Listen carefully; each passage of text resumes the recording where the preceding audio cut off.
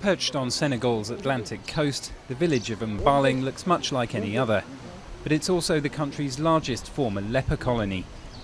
It was founded in the 1950s when more than 100 people suffering from the disease moved here. At that time, huge stigma was attached to leprosy, with sufferers condemned to a life on the margins. Nowadays, it can be easily cured with a blend of antibiotics. Before it was difficult. You'd be fine and then overnight you'd get sick with an illness which gave you scars. Now they've found the remedy. You can have the illness without developing scars.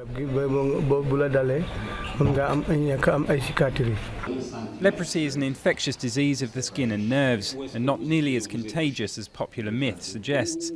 Sufferers can't feel pain, so injuries can become infected, and if they're not treated, can lead to disabilities. This clinic in the Senegalese capital, Dakar, produces special orthopaedic shoes for former sufferers to help them walk. And while treatment has come a long way in recent decades, some of the myths about the illness have proven stubborn.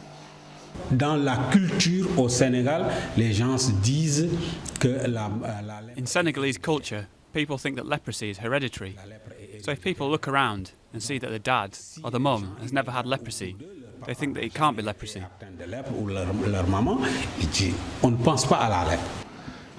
Leprosy is still present in more than 100 countries throughout Africa, Asia and the Americas. Here in Senegal, between 200 and 300 new cases are diagnosed every year. But experts worry that many more are going undetected as people fail to spot the symptoms.